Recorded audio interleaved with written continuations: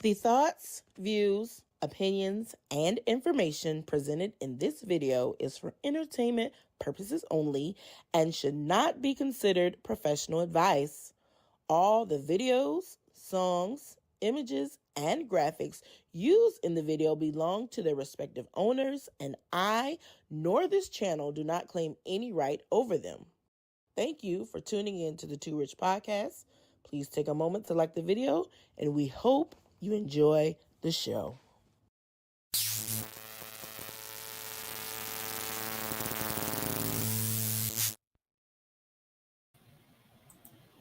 Hello.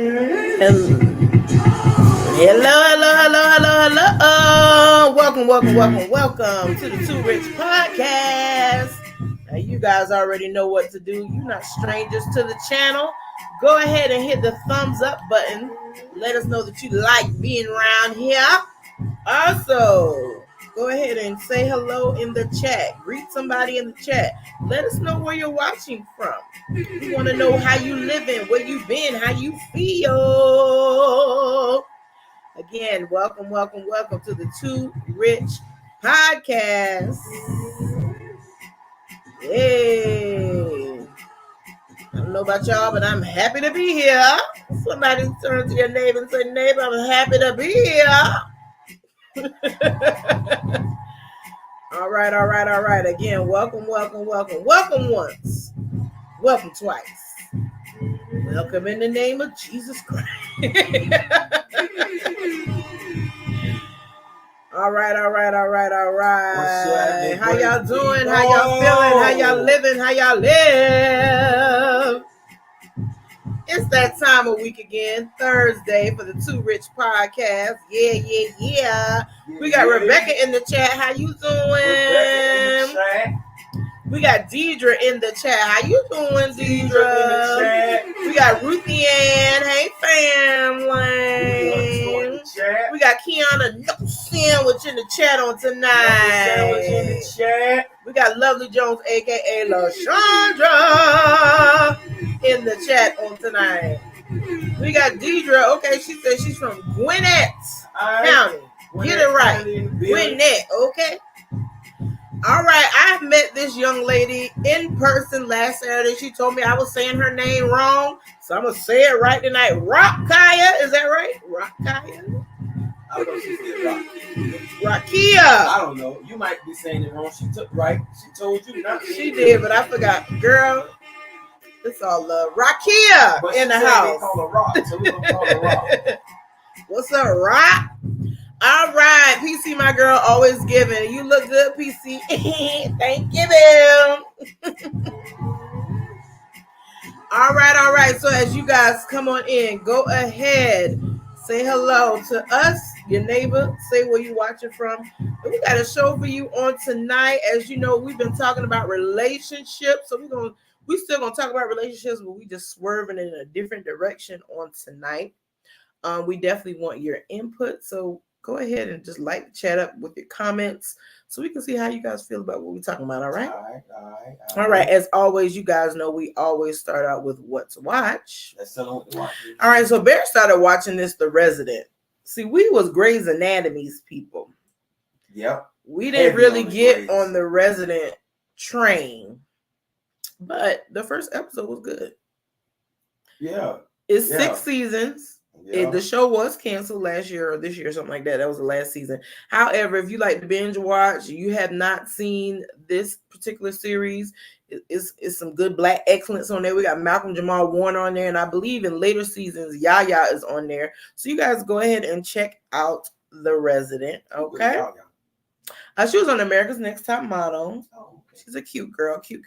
All right, next, Yellow Jackets. Yellow Jackets used to be on Showtime, and now it is on Netflix. There are currently 2 seasons, and the 3rd season is coming out at the top of the year. So you have 2 seasons. You can go ahead and binge watch, find out what's going on. Basically, these kids, they were in a plane accident, and it just shows you how they maneuvered on a deserted island until they were rescued. So it does flashbacks. It does them older when they were, already rescued, and it shows them when they were teenagers what happened and who survived and things of that nature. So it's a really good show. Yes, All right, and finally, we just started watching this From. So I saw somebody post season 3, episode 1, the preview for From. I was like, what show is this? But I was like, we have so many shows that we have to catch up on. I cannot even fathom adding another show to the lineup. Yeah. And then like 2 days later, Bear was like, well, I saw this show. We should try it out. So now we're kind of hooked. Hey, listen. It's a little crazy. It's a little cray-cray. We only 2 episodes in. We 3, still, right? 2 or 3. We're going into the third one. So we like, I don't know, our finger hovering over that. I don't know. I have to cut this off. But it's very, very spiritually enlightening if you watch it, because what happens is we ain't gonna tell you what's going on, but just know you gotta invite them in. Yeah, man. Listen, they can't come in without unless invitation. You invite them. That's right. Without invitation or open door. I just got a request to come over to this church during this event and teach on legal right. Mm-hmm. Teach on legal right and how certain things can come unless they find a door of invitation first. That's right. So this right here, and it was one scene where the girl said, I'm so sorry, but I had to open the door. I had to open the door for them. Mm-hmm. I had to leave the door open. Leave the door open. She said I had to leave the door open. I had to leave the door open. And man, the Lord, Pastor Candace can attest to this, woke me up this morning about cleaning the house, showing certain things that were lingering in the house from like 2018, showing me faces. Y'all gotta be very careful, man. Who you let in the door? Yeah, sleep. And who you let spend the night? Yeah. Because the dream that he had, the person has only been to our house maybe twice, maybe, and spent the night once. Yes. I was like, that is so weird, because I actually forgot they even came over here, let alone spent the night, until he reminded me. But yeah, you definitely got to be mindful. Yeah. Be mindful. Yeah, man. It's nothing wrong with saying, I'm sorry, I'm not available. Yeah. But Kyle said From is good. All right. LaShonda said I'm watching From now. It's definitely out the box. It is definitely out of the box. Yeah, man. And LaShonda also said, I'm so protecting my space right now. I agree with this. Yeah, you got to be careful. You have to be mindful. It doesn't matter, family, friends, neighbor, homeless person. Just be mindful. Well, definitely not homeless. I'm just saying, it don't matter who it is. You just have to be mindful, because you might feel like, I don't want them to sleep outside. They can stay here tonight or something. You just be mindful and prayerful about it. And as always, apply the blood. Amen? Definitely. If you going to open the door for somebody, anoint your house. Make declare God's word over your house. Apply the blood over the door seal. I know we say plead the blood a lot, but apply the blood. Apply the blood. Applying the blood is preventative. It's protective. It's protection. It's a covering. Pleading the blood is a response to something. Also, that's an afterwards. But if you've been considering opening up a room or whatever, man, you better make sure your house so consecrated that a purging happened at the time. Them demons be so uncomfortable, like they don't even want to step on the property. Yeah, man. If it's anything that's crazy, folk get the purging before they can even cross the threshold. That's right. All right, hey Kaya, we ain't seen Kaya in a month of Sundays. From South Carolina, I remember that. All right, LaShawn said, I heard Apostle praying for our house. I'm so glad to not be contented with the things in my home at this time. Nobody been to my new place but my kids, and I'm the first person to live it. See, and that's, of course, when you move into different spaces, 9 times out of 10, someone has lived there prior to you. So you definitely have to be prayerful and mindful of that, because we have several stories of things that have happened in our house, and we didn't know that things were left behind from the previous owner. So you just definitely have to be mindful and be very prayerful and careful about moving in after someone. So the fact that you're the first person to live there, that is a blessing. Yeah, we shared, I think, on maybe even this platform, how when we bought our home, Pastor Candace pulled in the garage and fell asleep. I was so exhausted. It's just like I instantly went to sleep. I could not get out the car. And tell them what happened when you fell asleep. And so when I fell asleep, I was awakened to a man in a fishing like a bucket fishing hat or whatever, and that scared the bejeebies out of me. I bound that joke up and ran in the house, and I told Bear about it. And then maybe like a month later. It probably wasn't even a month later, but I found the same hat the guy was wearing. I found that hat when cleaning out our attic. Mm-hmm. Or I wasn't cleaning it. I was going to change the filters or something, the air filter. And you just found it because our attic is. So I ended up sweeping it and then looking for anything left behind after that. Mm-hmm. But that also happened to us when we was at an Airbnb too, though, in Myrtle Beach. Yep, we went to sleep, and I had a dream that there was a guy. He had on some red basketball shorts, and he was running through our room and jumped out the window. Yeah. And so when I woke up, I told Apostle about it. We were making up. No. He was trying to attack us, and I grabbed him, and he ran out the window. That's what happened. I grabbed him by his shorts, and he jumped out the window. So when I woke up the next morning, I told Apostle about it. We were making up the bed, and we found a piece of the red shorts in the bed. Exactly. Under the sheets. As we was pulling the sheets to make up the bed, we found the piece of the basketball shorts in the bed. In the bed. And that's so crazy, man. In altar prayer this morning, for those of you who tune into our altar prayer service, there's a portion of that service where we start to pray prophetically, where the Lord began to deposit stuff and we start to pray. And the Lord showed me somebody walking past a house and like dropping something in the grass. And then a young lady sent a message saying I think she's like in Youngstown, Ohio or something. I didn't even tell Pastor Candace this yet. She said she saw a woman in like a black robe in the natural, walking and doing just that. Oh, wow. She said the lady was saying some stuff out of her mouth, but she was walking past people's houses doing exactly that. Mm-hmm. And one of the prophets of the house saw a name in the chat on the online campus, and the Lord showed her some things that were out front of her house. In front of her home. In front of her home that was left in the front of her home. Saw the name of the person on the online campus in the 6 a.m. Altar service, and the Lord showed her something outside that person's home that's dark. Man, this is a conversation. Stuff is real. Yeah, this is.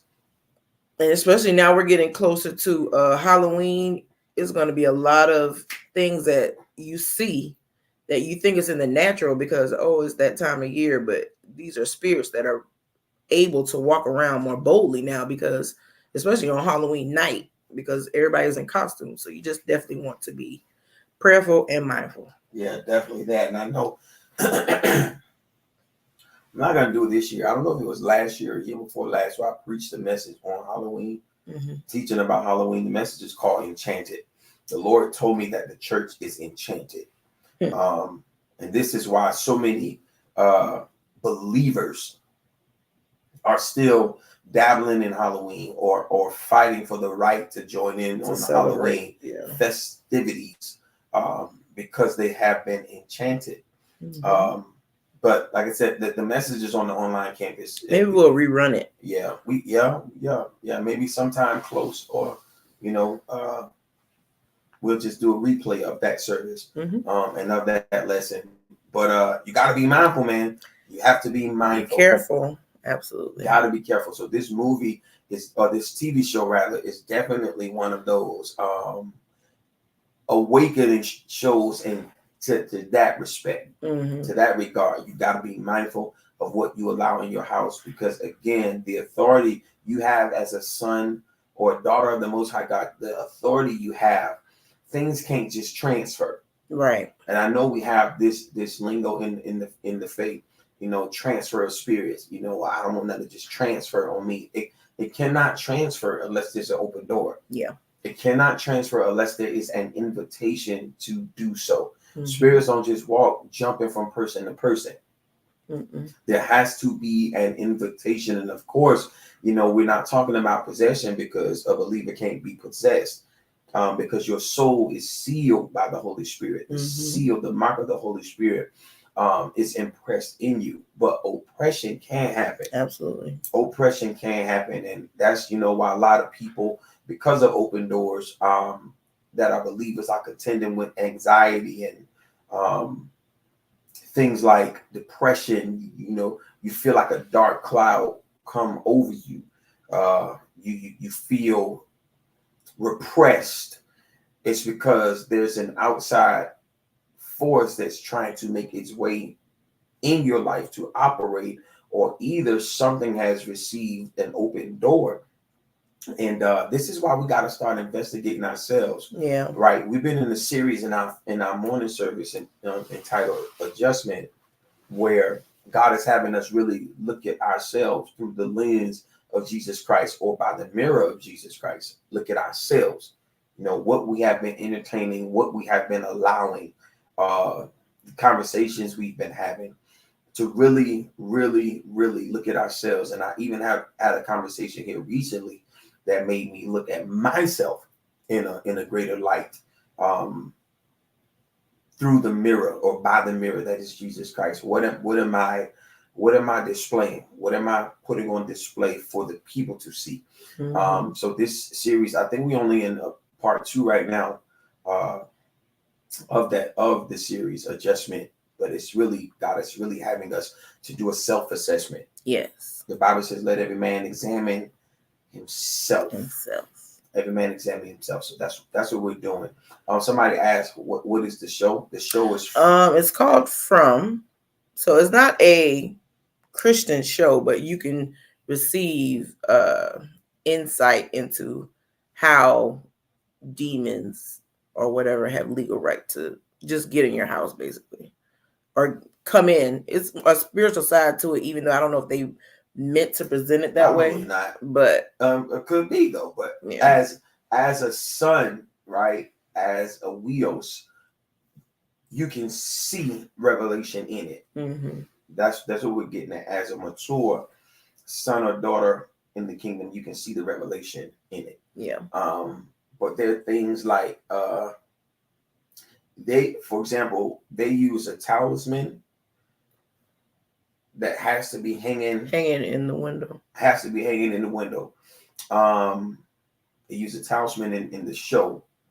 And as long as that talisman is there, they shouldn't be able to come in. They can't just bust in. But if it falls, or if it's on the floor, they can. Whereas we use the blood. So it's the blood for us over the Bible says that God told them told the children of Israel, put the blood upon the door seal. Yep. The blood upon the lintel and upon the door seal. But in this show, they use a talisman. So as long as that thing is hanging up, those spirits can't come in. And also how they try to lure. I was just about to say that.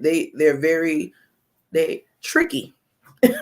So they try to befriend you, or see if there's something wrong, or how can I help you, or they look very friendly. They get you in like a trance type thing to get you to open the door and grant them access, quite like how demons do in real life. And they're familiar spirits. Yes. Because in one scene, the mom was telling the little girl, that's not your grandma. That's not her. That's not your grandma. And that'll speak to how some of us, we talk about, I seen my grandma walk through the house, or my grandma came to me and ain't grandma and told me X, Y, and Z. Like, hey man, Hey, or you know, more scratch that, more so how, you know, like that show that used to come on called Crossing Over or something like that, where the guy had everybody in the audience, and he was just going to each person. Oh, I think I know. Talking to them about a relative that has died. Mm-hmm. It's like, yeah, I see your auntie is standing next to you, and she wants me to tell you X, Y, and Z, and the people are just crying, not knowing that these are familiar spirits. This man is talking about auntie if she is sleeping. Right. She not in the studio. In the studio, standing next to you.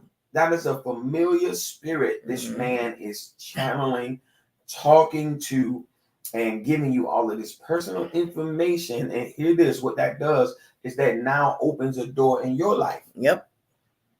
Going to those mediums and psychics and all of those things, this saging, this crystals using and worship and all this kind of stuff. Incense, burnt, not incense like you get at the gas store to make your house smell good at the gas station. Because somebody asked me that, Apostle, man, I just like the smell of incense. Like I just get in the air freshener. Not those. We talking about incense that are being used to invoke or what have you. Like those things are open doors.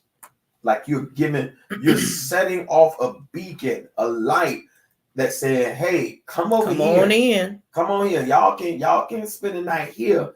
The next thing you know, gonna be a little time of it's quiet.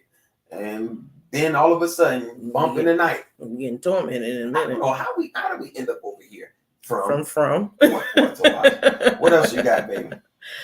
All right. So, as you guys see, the title for tonight is Foreign Language, Baggage, and Restricted Areas. So again, like I said, we are discussing relationships. And the first thing we're going to tackle is foreign language, which is code for communication. Yeah. And I know we've discussed communication in the past, but we just kind of wanted to go a little bit deeper into communication. This is not just with romantic relationships. This is all relationships that you have. Yeah. But for the purpose of this, we will be talking about romantic or marriage relationships. It says a survey found that 65% of mental health professionals say communication problems are the most common reason for divorce. 65%. That's a staggeringly high number. Yes, because with bad communication, that equates to problems. Yeah. If we can't talk something out, if we can't discuss a thing without it getting, and sometimes some conversations, I don't say required, but may cause you to get heated, upset in your feelings. It depends on what you're talking about. That's definitely warranted and understandable. But you still should be able to have hard conversations and come out on the other end. So effective communication is definitely important when it comes to that. Also, another statistic said, according to a survey, men's top communication complaint is nagging and complaining, while women's top complaint is that their spouse doesn't validate their feelings or opinions. So I want to talk to the couples, or you've been in a relationship or whatever the case may be. How many of you agree with this this survey? Men's top communication complaint is nagging and complaining, while women's top complaint is that their spouse doesn't validate their feelings or their opinions. What qualifies as nagging, though? Like, I want to hear from a woman's perspective. And you start with you, Baby Sweet. Well, like, you would know, because they say men don't like nagging. I know, but I'm saying from your perspective, what is nagging? Because we could be seeing something as nagging and you're not.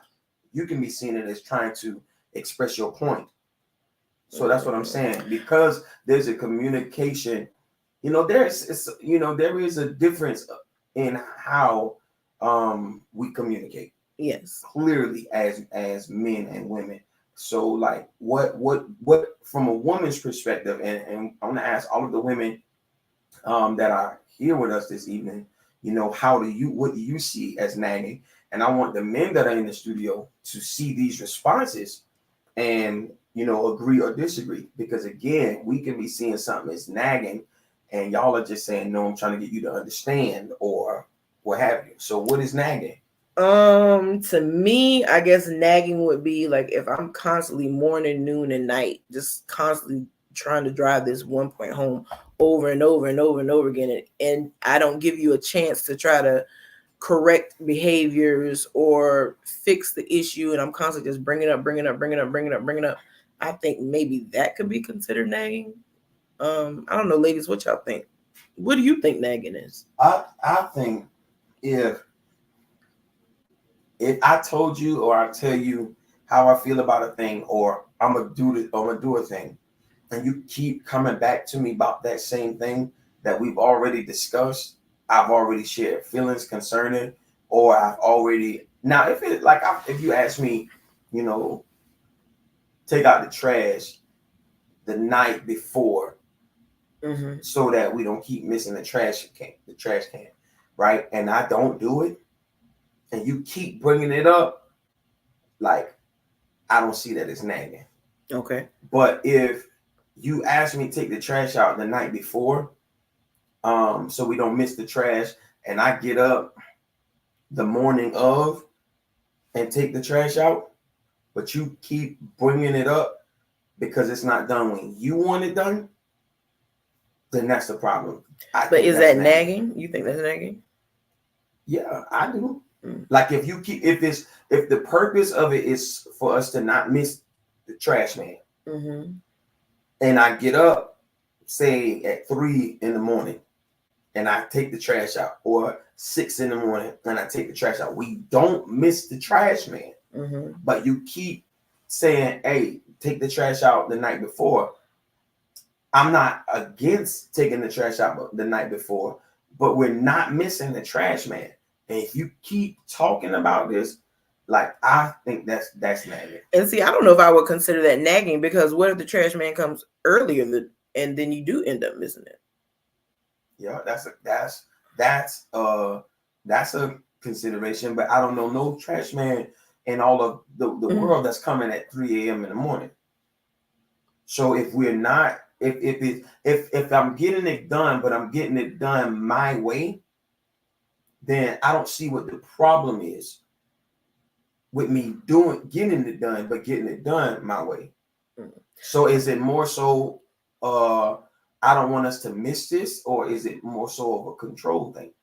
Well, I don't think nagging equates to a control issue. I think it's nagging if somebody's just constantly telling you the same thing, something over and over, basically beating a dead horse. I don't know, because I'm a female, and I guess females do more nagging, so I don't really know what you. I mean, I hear what you say. You consider it nagging, but I feel like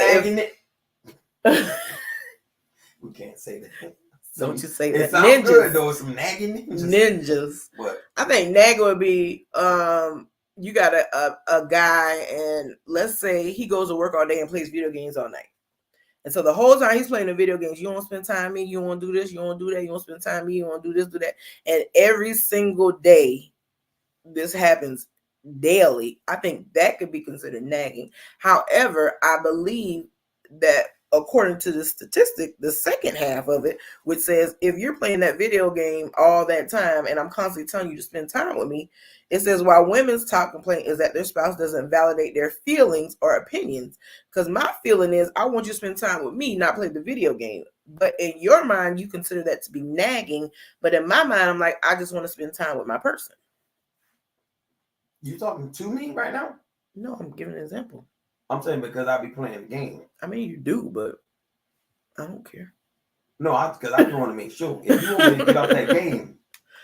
I know if I tell you, that I have an issue with it, you would stop. Now, I think more so though, I think more so that even the examples we're using, I think nitpicking will be nagging.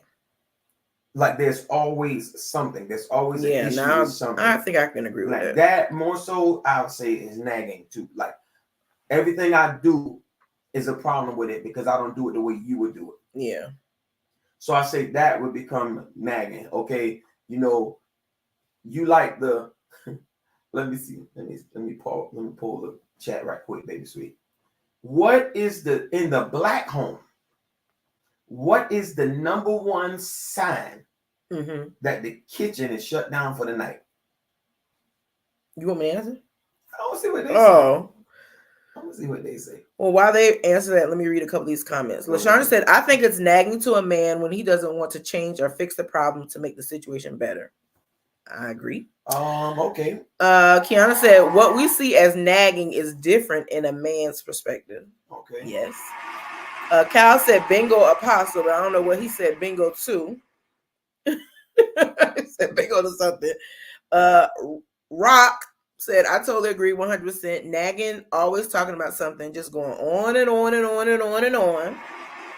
All right, Deidre said, I think it can be always expressing the negative about any situation you discuss with your spouse, finances, intimacy, ideas, etc. That's really good, Deidre. Really all right, LaShonda said, because men and women perspective can be different, this is where communication is key so that we can understand the way one another see a specific thing, and then we learn how to accommodate one another. That's good. That's really good. All right, so to your question, in a black home, how do you know that the kitchen is clean? Our Deidre said dishes clean and lights off. Okay. Rebecca said lights off. LaShonda said the light is off. Okay. And she said dishes are washed and the dish rag is hung. That's what I want to say. That's the one right there. The dish rag is wrung out and nicely placed across the sink. When that dish rag is placed across the center of that sink, the kitchen is shut down. That kitchen is shut down. When that dish rag is over the faucet, some people hang over the faucet. When that dish rag is hung, don't come in this kitchen. But if you want to hang the dish rag and I fold the dish rag, and you going back and forth with that, I can see that's nagging. Like those kind of things, we look at it as nagging. Nagging. Okay. Like, you know what I'm saying? If you want the, and I'm of the mindset of our house is your house. I just pay for it. Thank you. Our house is your house. I just pay for it. But there's some times I'm gonna want stuff certain way in the house. Now, facts. Y'all know how hard I had to fight this man to let me put curtains up in the house. I don't like. He don't like curtains. I'm white. I'm white. I'm like, we are black. There's my inner white man. We are black people. There's my inner Caucasian one. I would prefer just blinds and open. Like people can see in here. Let them see us in our glory. Jesus have mercy. Pastor Candace like the blinds open on that. Sometimes Pastor Candace go to sleep with the blinds. I walk in the dining room, but the curtain is closed.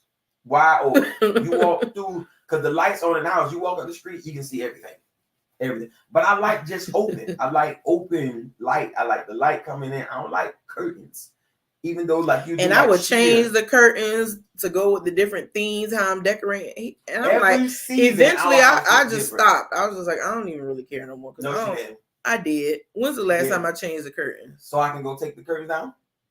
No, leave those up. But I say I don't change them out no more because I said I stopped changing because I don't feel like he appreciates the hard work that I put in to create certain themes in our home. He don't care. He don't want no curtains. He don't want me to change the chargers on the table. He don't care about no centerpiece. He don't like none of that stuff.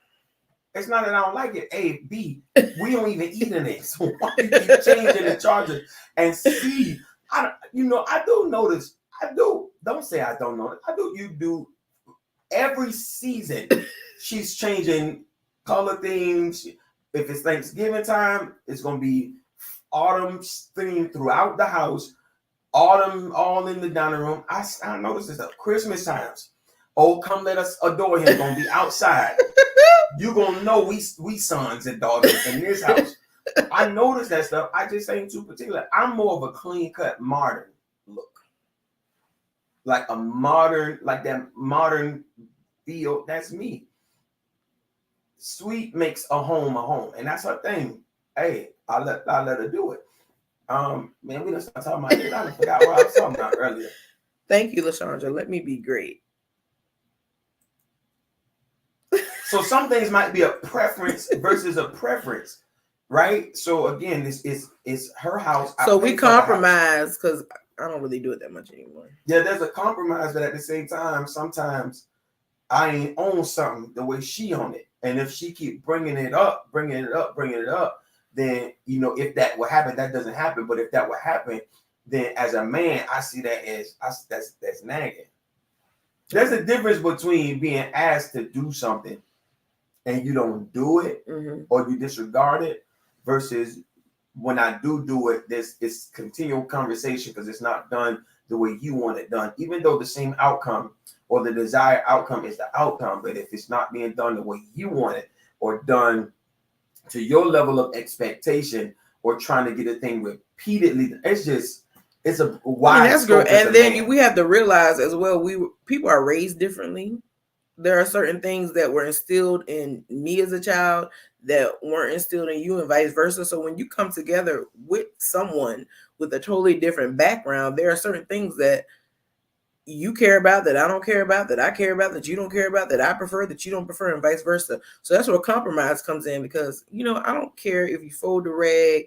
I don't care if whatever. Just wring the water out and set it somewhere. And see, these things seem like frivolous things, right? But these little frivolous things turns into stuff. Yes. And then now in heated debates, you're bringing these things up. You bringing these things up. Like, I can't stand when you pee the bed. Like, it's just you keep bringing up. But pee the bed? I wouldn't. But I'm saying,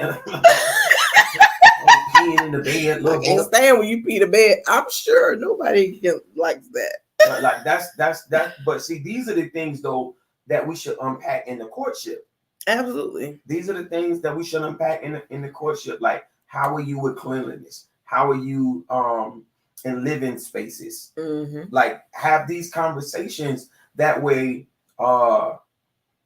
Relationships aren't jeopardized because if people a person go in not knowing what they're getting into. I think that's it, not knowing what they're getting into. So now, I can't take you wear shoes in the house, like little things that can turn into stuff. But see, to me, again, these are small things, but I believe all those small things, you want to compromise on the small things. Definitely, because that'll help you be able to compromise when it comes to larger issues. If you stand firm on I wear shoes in the house and you don't, now there's a cleanliness reason why you should not wear your shoes in the house. But if y'all can agree, okay, we wear shoes or agree not to wear shoes. But then when the big issues come, if you can't work through these small things, you're definitely not going to be able to work through these larger issues. And when it comes to nagging, right? Like, why am I having to ask you the same thing over and over again? Facts. So that's a deeper conversation that needs to happen. Like, why am I constantly having to ask you to do the same thing over and over and over again? But that other example that we used, where it's always something like a nitpicker. Yeah. Is a nitpicker and a nagger the same thing? Ask what the studio say. See, I think a nitpicker and a nagger is the same thing. And yeah. If it's the same, say it's the same. If it's not, and if it's just say not. And also, if you can't stand a nitpicking ninja, throw a 1 in the chat with that. I can't. If you can't stand a nitpick, like even as a friend, as you know, not just relationships, but as a friend, like somebody that's always nitpicking. I put a nitpicking right next to a 1-upper. Oh gosh, I knew a 1-upper. I can't stand a 1-upper. Like, you always do the same thing, or you have the same encounter, but it's always a little bit better. A little bit better. Like, you can say, man, I had a dream last night and the Lord showed me a rainbow. Oh yeah, I had a dream last night and the Lord showed me a rainbow, but the rainbow had a unicorn dancing across it. Right. And then I saw my face in the belly of the unicorn, and the Lord, like, come on, man. First off, you didn't even finish letting me tell my dream. Exactly. Let me have my moment, please. Nitpickers and 1-uppers, I think they went to the same school. All right. So this is Calvin, but I know this is Stephanie saying nitpicker and a nagger is not the same. Kyle said no, they're different, and he can't stand them. Jada said they are the same, and she says she can't stand them. Rebecca says she can't stand them. LaShondra says she can't stand it.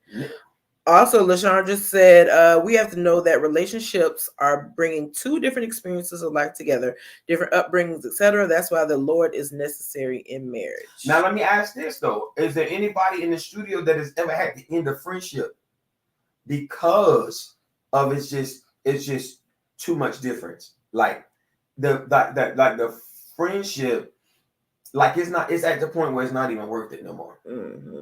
And sometimes those are difficult. I've had to do that before because you've known a person for so long. But if I'm constantly growing, evolving, but you still want to do the stuff that we did when we was 18, no, sweetie. Yeah, man. And it's just like it's like you ever want to tell somebody you never have a good day. You ain't never had always a problem. You never have a good day, or the way you want to live your life doesn't align with how I want to live mine, and you don't respect how I'm living my life, but want me to respect how you live in yours. Like you don't want my feedback on what you're doing, but you constantly telling me I need to be doing what you're doing. Then we don't need to be friends anymore. Yeah, man. Yeah, it's just, yeah, it's best, I think, to cut ties in a healthy place and in a healthy way. Absolutely. That way, when you see each other at Target or Target, or you see each other at Walmart or something, wham, like it ain't they go that, you know what I'm saying? It ain't a bad vibe. It's like, oh, hey, you know, my brother, but you dap up, you know, you're going about your way, because there is such a thing as growing apart, but doing it in a healthy way. Absolutely. Like I just. But when you see each other, it's still all love. Yes. You know what I'm saying? Like I got this crew of this crew of brothers. They used to call us the Wood. Well, they call us the Wood now. Like they call us the Wood. That's what they call us in the school, in school, and we are thick as thieves. Mm-hmm. Right? And even to this day, love each other. Blood couldn't make us love each other no more than we do. But we ain't together every day. Mm-hmm. We ain't hanging out every day. Like we ain't on the phone every day. But when we do get on the phone with one another, it's laughs, hysterical laugh, it's good memories. You know, hey man, let's link. We don't end up linking. But we talk about linking. But we talk about linking.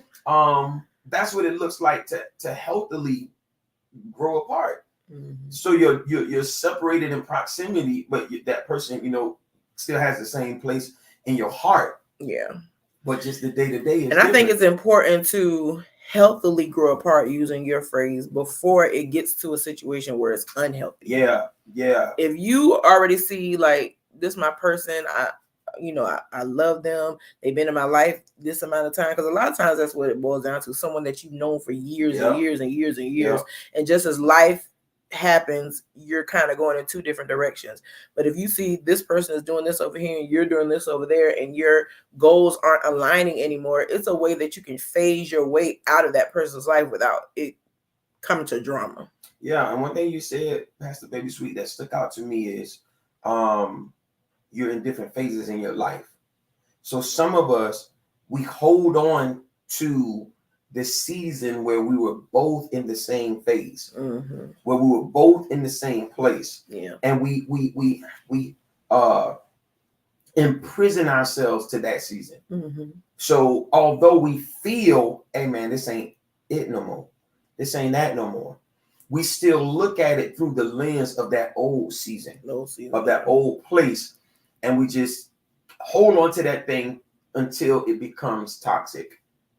Like it is shown it's beyond its expiration date.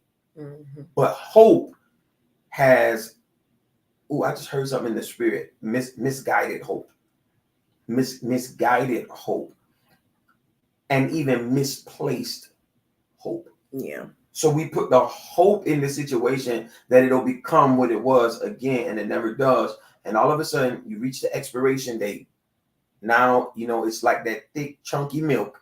That's real stank. Have you ever went to go get some milk and poured in your cereal, not even looking at it if it's expired or not?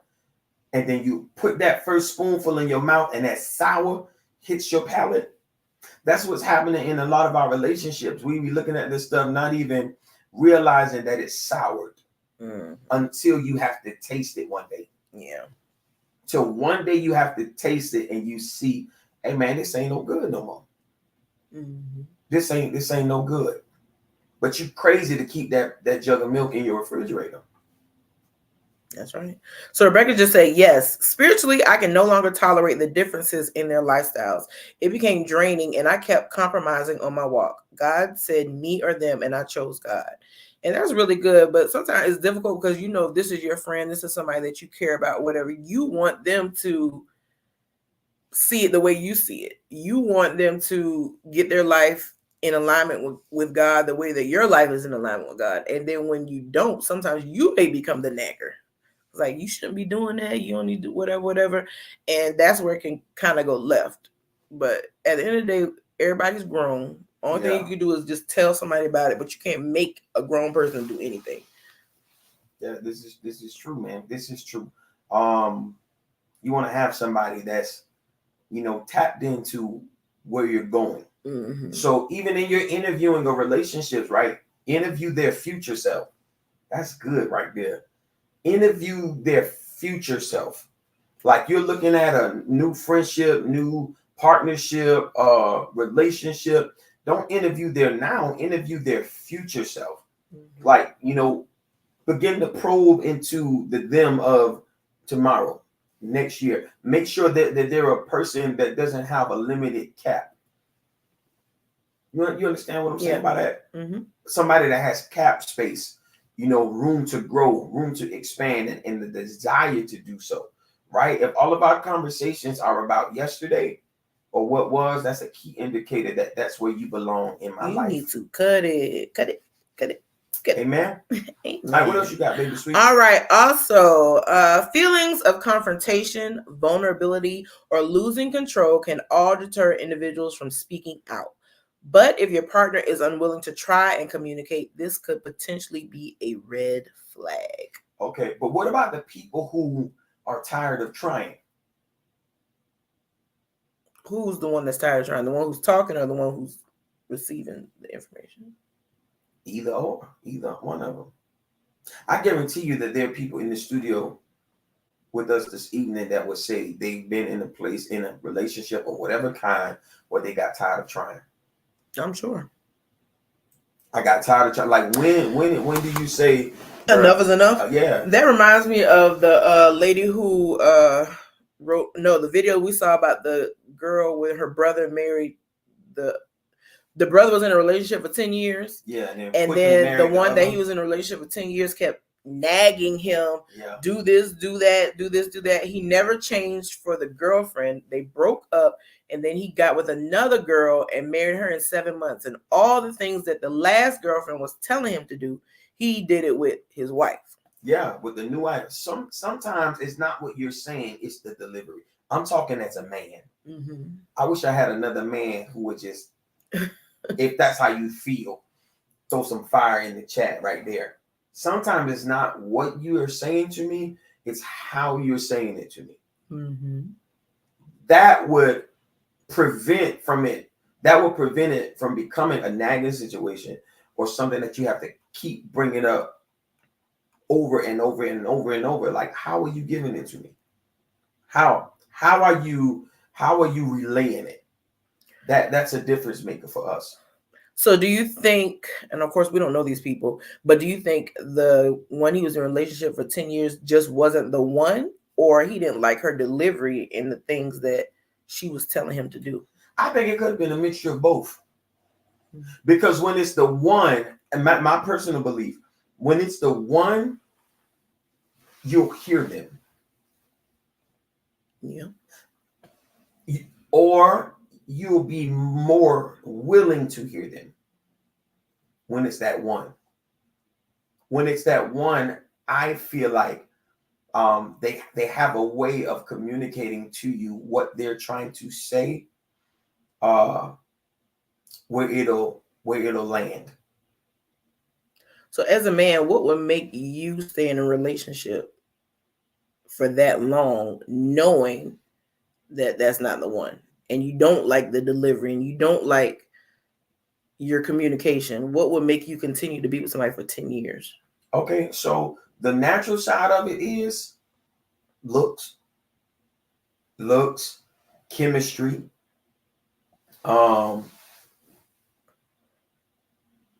intimacy, body parts. So everything you're saying is basically physical stuff. That's why I said in the natural sense. Okay. Now, on the more spiritual side, right? Maybe this is a picture of what I grew up with. Yeah. So it's a normality to me. Like, I don't like it, but this is all I've ever witnessed. So there's something off in my soul.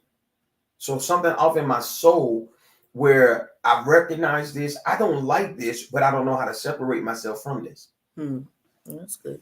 So now it's 10 years later, but I saw this growing up. I don't know how to exit this. All I know is how to survive in this. All I know is go to the other side of the house. All I know is go leave for a while. All I know is go to the man cave, get a drink, watch the game. Some of us haven't been taught, thank you, Holy Spirit. Some of us haven't been taught how to exit. Some of us have never been taught how to egress in a time of emergency. In every building that you go into, there's going to be a plan of egress somewhere strategically. Several places strategically teaching you how to get out of this in the event of an emergency. And in some of the houses we've been building, we don't have an egress. We don't see an egress. So we've never been taught how to get out of if a fire comes. That's good. From a male perspective, that's good. Now I know as a female, I see a couple of ladies put something in. Kids would make you stay that long. From Twana. Hey Twana, you just said low self-esteem. I would say security. Yeah. Comfort, because I've been with this man for 10 years. I'm sure he probably taking care of what I need him to take care of financially. And the fact of leaving that security and that comfort and leaving the nice house or the place that he put me in and have to try to do it on my own, I would probably just try to stay and work it out personally. But Gwen said, how long should you keep trying in a relationship when it seems like your mate does not hear how you feel? I think you would know that in the beginning stages. I know people put on a facade. They put on a front. We have many faces or whatever when you initially start dating. But there will be certain things that stick out that you're like, okay. Because a person is not going to be able to hide everything the entire time. So I would say in the first couple of months, you should see something. But if you're getting 1 year, 2 year, definitely they're not listening to you by this point. You know what I heard? That's Baby Sweet, and I know we're coming up on our hour. Selective ignorance. Mm-hmm. Sometimes we are crippled by selective ignorance. We see things in the beginning stages of this friendship or this partnership. Or this joker ain't about to pull their weight. Mm-hmm. Man, this joker man ride around on with the gaslight on all the time. All the time. How they gonna be a good business partner? Right. Like you see stuff, but selective ignorance handicaps us. Mm-hmm. Selective ignorance. Or I don't want to know. I just let them keep that. That's selective ignorance. Mm-hmm. Or like I don't want to get involved in that. I don't want to have that conversation. That's selective ignorance. Sometimes you have to, when you're getting into a covenant with somebody, you have to know the ins and outs of this person that you're getting into a covenant with. Absolutely. So when do you know, or when do you know it's time to pull the ripcord or to eject? When it's mentally, spiritually, and emotionally taxing. Mm-hmm. You have to start making it might be that time. You have to have the hard conversation with yourself. Yeah. If you're continuously having the conversation with them to no avail, the conversation has to shift to you. Now you got to start having the conversation with you first, with yourself. Absolutely. Like if I'm not prospering, if it's killing me more than anything else, I got to start having the hard conversation with myself. Mm-hmm. So Keisha said, a lot of time you can be led by your flesh, so you missed all the signs. Absolutely, absolutely. And I tell a lot of the single ladies who are starting to date or whatever in ministry, if this person never changes, is this something that you could deal with for the rest of your life? For example, if he's a person, he may not be a go-getter. He might just go to work, come home, play video games. But you the type person, after I finish my 9 to 5, now I'm gonna work on this business, or let's try to see what we can do investing here or doing this or doing that. But if he's always on the game from the very beginning, in 10 years, are you still gonna be with him, okay with him still doing that? If not, that's a key indicator right there that this is not the person for you, because sometimes people are just not going to change. Yeah. You can fall in love with potential. They can give you all these swelling words and they can tell you all these things, their dreams, their goals, their ambitions. But where's the work behind what you're saying that you want? Because if you say you want these things, but you're not putting any effort towards getting there, am I okay with you selling me these lies or these pipe dreams, but you're not doing anything to get there? Because you can only be mad at yourself if after 10 years they still doing what they did 10 years ago, because you was fine with it then. Yeah, I think that's more so, though, that scenario is a more so an issue of compatibility. Because if he's a hard-working man, he goes to work, but then just come home and plays the game, he don't do nothing after work. To somebody else, that's a hard-working, good man. True. But to you who want more, or you want to build, or you want legacy and generational wealth and all that kind of stuff, to you, that might be a deal breaker. True. But still, at the end of the day, you can't be mad if that's what he chooses to do and never changes, because you was okay with it. Yeah, you was okay with him being a hardworking man. But see, but that, like I said, that's more so an issue of compatibility. But also, that hardworking man can be it can also be a good match, because him being a hardworking man can be the bringing in the funds for your vision. Yeah. So now, okay, he's bringing in the money and giving me the money. Now I'm taking the money and flipping it, and we're making it turn into generational wealth that way. So again, it's compatibility, and it's also there's another word I'm looking for, but like along the lines of your desires. Yeah. In a person. I use that as an example because I hear a lot of women complaining about their men playing video games or whatever the case may be. But at the point I was really trying to get to is, are you okay with who he is now in the event he never changes? So you can only be upset with yourself if you was cool with it for year 1, year 2, year 3, and now we at year 7, year 8, year 9, and he's still doing those same things, but you really weren't ever cool with it. You just ignored it or tolerated it. And then you got to be mindful not to jump both feet into these situations that are of no promise. What about that video you had with the judge or the lawyer? Okay, let's check that out. So actually, I'll play the video first and then we can talk about it. Ladies, stop performing wifely duties as a live-in girlfriend. One of the most frustrating things for me as a lawyer is to have people call my law firm Bonda's Law and say, you know what? I was with this man for many years. We have multiple children. We have a home together. I made sure that his vision came to pass. And now that he's prosperous, he decides he no longer wants to be with me, but nothing is in my name. So the life that I sacrificed for him to have is now destroyed, or God forbid, he dies. There's no trust. There's no will. There's no pension. There's nothing that you have so that you can continue to live the life that you should have, that you invested in. Why? Because your name isn't on anything. You bought into the Jedi mind trick that we don't need a piece of paper to show my love. Let me tell you what a marriage certificate does. It shows the world this is my real, but it also shows the world that you are willing to legally be responsible for that woman, for her lifestyle. Hey, if you want to go. But I'm entitled to that house. I'm entitled to the pensions and the bond. I'm entitled to the lifestyle that I sacrificed for you to have. Listen, the biggest loser The first loser is a live-in girlfriend. Listen, stop performing wifely duties for men that don't want to marry you. If you want to be with me, put a ring on it and give me your last name. Be blessed, ladies. Be blessed, ladies. Wow. That was good. That was really good. that was from a lawyer's perspective. Mm-hmm. That was really good. Yeah, I saw a video of a girl, and she was saying that when she's a girlfriend, she only do a little bit. She said, when I become a fiance, I do a little bit more. And then when I get married, then I'm going to do everything. She said, but I'm not going to give my boyfriend the thing that I would give my husband. Period, man. Period.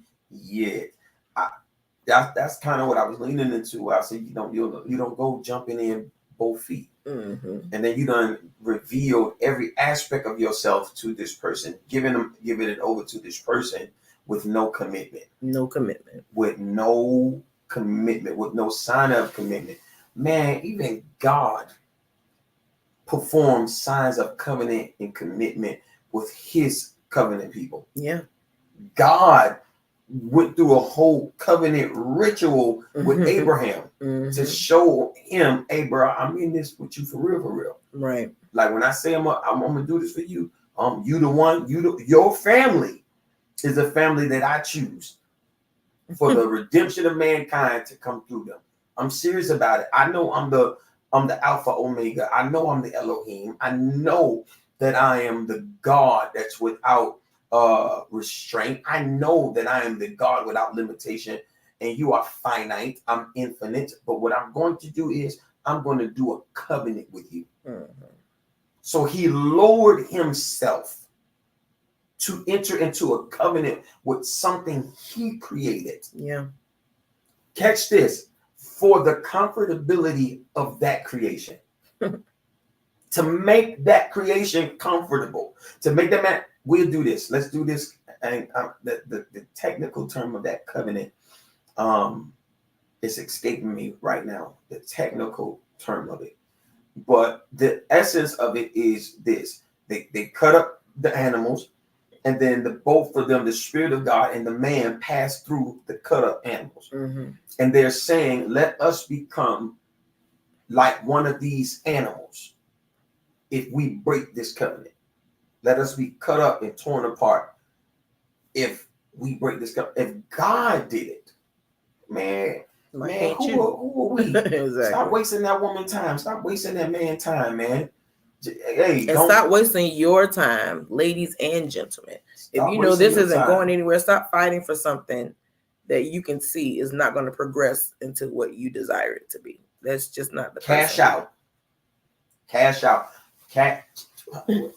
got to do it again, baby. So I think I got you something here. You ready? No, I ain't ready. Hold on. Oh, he ain't ready. I want to ready. Go ahead. Cash out. Okay, and that's in partnerships, friendships, whatever. Hey man, just this ain't progressing. When something stops growing, it's dead. Yeah.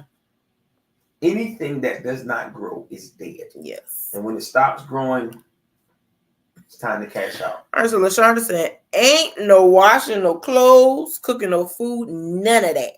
We going out to eat, and you better be taking care of your needs without the expectation of my help in those areas. Been there, learned from that. Okay. All right. I might invite a little man, my little friend over, cook him a little supper, man. I might do that. You can come to my house. Why not? We're going to have ain't no Netflix, flicks, and shit. Because I know flesh. I know. I'm saying this even as a son. Nah. So you no home cooked meals? How do I know if this as a man, how do you know if your wife can cook if she never cooks nothing for you while you're dating? Bruh, hey. I'm not saying do it every night, but I'm like, let me cook something and bring it to the office for me. Cook something and bring it to the job for me or something. Nah, bro. No. The Bible says a wise man sees his enemy and hides himself. It's not the person I know what I was. Oh. Even as a son. Okay. And you looking good and smelling good. And we sitting on the TV watching. Jay said I bring it to the car. Straight. That part right there. Nah, man. No. Keisha said, I thought Judge was she does favor Tawana, don't she? All right, LaShawn said, I believe a man should have had an independent living before coming into a relationship with a woman, not from your mama house to mine. Now, definitely that part. And that's both sides. No. Bruh. So go ahead. Go ahead. Let's go here. I know we're running out of time. Yeah, I'm gonna say this real quick. See, in our culture, I'm talking about these people right here with this side of the hand. When you turn 18, they want to put you at the house. And when you're 18, you want to leave the house. In a lot of cultures, you stay with your parent until you're married, especially as a female. That's good. Okay. So if I'm living with my parents, I still have a job, I still have a career, but I'm waiting for my husband to move me into our home. What's wrong with that? I digress. I don't see nothing wrong with that at all. But what if it's the same way for me as a man? I still live with my parents, but I have money for a down payment on the home. I have a good career or a thriving business. Like, what's the problem? Because if we go in culture and we're going Bible, right? Whenever a man, can I lean a little bit towards you? Go ahead, lean. Whenever a man was courting a woman and they were betrothed, he would go off and prepare a place for them. And then come back and get her. And then they would say, oh, the bridegroom is coming. The bridegroom is coming. And then he would come get her and take her off and, put her in the house in the establishment that he had made for them. But it wasn't he had this house already and he had to have this. No. Remember, we talked about this last week. They were merging lineages. They were merging wealth. So you brought up our culture versus other cultures. Yeah, in our culture, as soon as you turn 18, you got something or not. It's get out.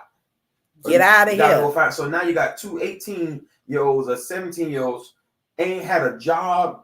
Some of them ain't had a job a day in their life. Don't know nothing about credit. Jumping straight into debt trying to survive. But other cultures don't push their children, son or daughters, out into the world without having stability. Yes. So Sean said, okay, those situations in our cultures are rare, Apostle. Most men in our culture leave mom's house without these traits, which is true. That's true. It's very true. But you might find that rare man who lived with his mom, who got good credit, an awesome career, and he's just waiting for his wife to purchase a home. I know men who live with their parents, take care of everything. It's like their house, but their parents are there either until they get in a serious relationship. So they're already financially not stable, but strong because they've been living in the family house.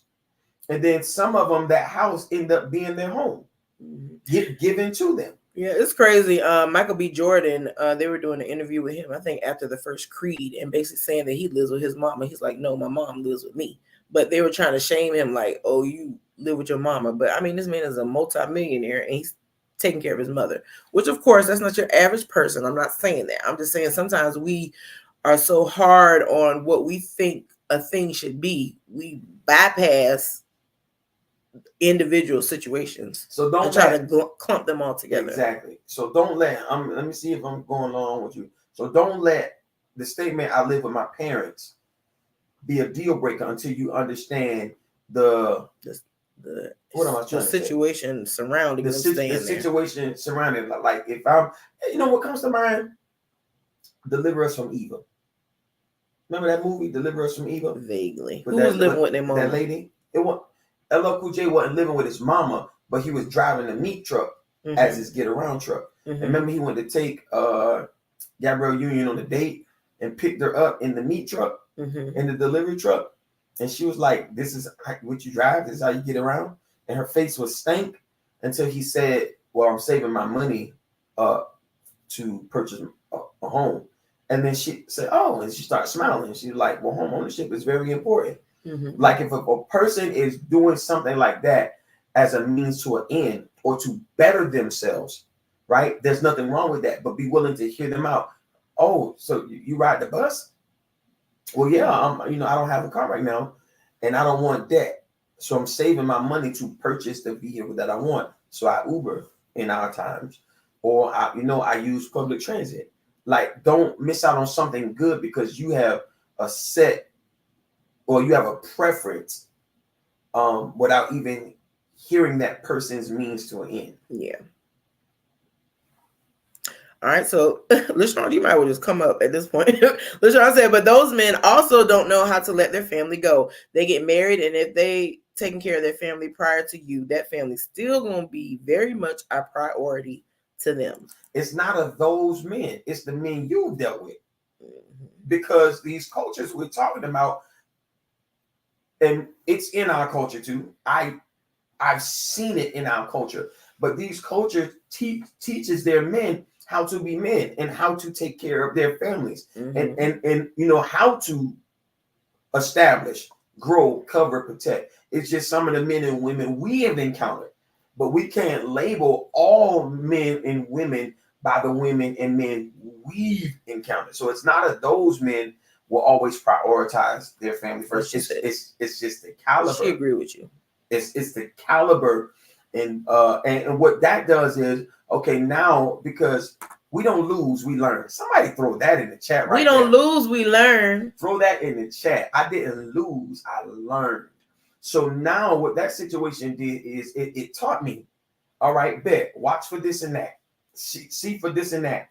If this is happening, but that ain't happening, that's a flag by the last situation. And begin to have conversation about the things that are jumping out. And if they say, yeah, well, cool, yeah, I got a roommate, but I don't have a roommate because I have to have a roommate. I have a roommate because I'm saving up for the future. Mm-hmm. Okay, if we've been courting for some time, right?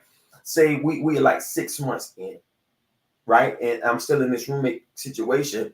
We should be at a point where I can say, okay, babe, check this out.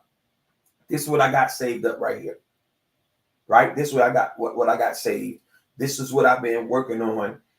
Here's where my credit score is right now. Like, credit and savings is a conversation you have 6 to 8 months in. That's my personal preference. I mean, what y'all think? What you think, baby? You said credit and savings. Credit and savings is the revealing, I would even say, of credit and savings is a conversation that you have like 8 months in. I think it varies depending on the timeline of your relationship. It may come sooner than that. Throw your number in the chat, whatever y'all think it is. I think because at this point, like, we ain't just wasting time. If we approaching a year in, and especially if I'm in a situation like the young lady is talking about where I still live with my parents or whatever, that can be a red flag. But it's a means to an end. Like, I want to show you, because I want you to be comfortable with where I am now, knowing that that's not where I will always be. Yes. So I want you to see what I've been doing every month or every 2 weeks, whenever I get paid or whenever I take a check out of my business. I want you to see I'm investing here. I have this here. Here's where my credit score is. The plan is by this time to be looking to purchase. Okay. And like, what's wrong with you coming over to visit me and my mom and dad in here? We ain't pumping and sweating his mama and daddy right here. Jesus. Rebecca said, my best friend still lives in his mom's house with her. He has a great career and has completely taken over all the household bills, but women he dates take issue with his living situation. So why is he living with her? That's the question. Why? What's the circumstance and situation around it? Because if I'm a woman coming in to this situation, I want to know the dynamic. I want to know, how will I fit? If I will ever fit. Mm-hmm. Will it ever be like the woman was saying earlier, a situation where you won't be willing to walk away from that to build with me? Mm-hmm. So, that's a conversation though. Yes. Well, while y'all do that, I shared this with one of my sisters yesterday, but I thought this was really nice. So this young lady named Chanel. I actually follow her on Instagram, but she said, met and went on our first date in April 2012, made it official May 2012, moved in together June 2012. He proposed October 2012, married November 2012. From hello to I do was 7 months. Our wedding was $50. My wedding ring was my granddad's ring. My dress was a Jessica Simpson dress from Dillard's. Our reception was at Olive Garden, and we got prepaid Visa gift card for $50, so we joked that it was free. Now we were 23. We're about to hit 12 years this November. One thing I can tell you that's for sure, I would do it all over again. And then she basically said in the comments, because they are a Christian couple, whatever, basically saying they didn't want to waste any time. They knew they were the person for each other. And they just wanted to go and get that marriage started. Yeah, man. Yeah. This is a good conversation, man. It's a very good conversation. I believe this is a conversation we can continue to have. Yes, because we're still in foreign language. We didn't even get the baggage and restricted areas. We got to none of that, man. But I hope y'all been enjoying the conversation. We went over our hour this evening, but it was worth it. It was good conversation. We appreciate your questions and your engagement. But if you haven't already, please smash on that like or love button. As y'all see tonight, we are no longer on the Blue app. We left from there. Listen, we told y'all it was coming. We were tired. If you haven't already, because it's going to be another shift too. If you haven't already, make sure you subscribe to the Too Rich Podcast channel. Make sure you turn on. Can we get an update of this right here? Yes, we'll have an updated one next week. Make sure you click the bell notification so you know exactly when we go live. Make sure you click on that bell notification so you don't miss an episode. But again, we enjoy you guys' conversation, your perspectives, being able to see into you guys' life. And if you have any questions or concerns, you can email them to us at toorichpodcast@gmail.com. Baby Sweet, you got anything parting before we get out of here? If y'all want to buy us a cup of coffee or Gatorade, there's the Cash App, $ Too Rich Podcast. We definitely appreciate you all for coming out to hang out with us on tonight. As always, we will be live every Thursday at 7 p.m. Eastern Standard Time. If you would like to join us on the screen, you can always find the link in the description box or the first comment in the comment section. We definitely appreciate each and every last one of you, and we can't wait to do it again next week. Definitely. So thank y'all for coming out, fellowshipping with us. Y'all are one of the best parts about doing this podcast. Yeah. Being here. So have a blessed and wonderful evening. And until next time, God bless. Good night.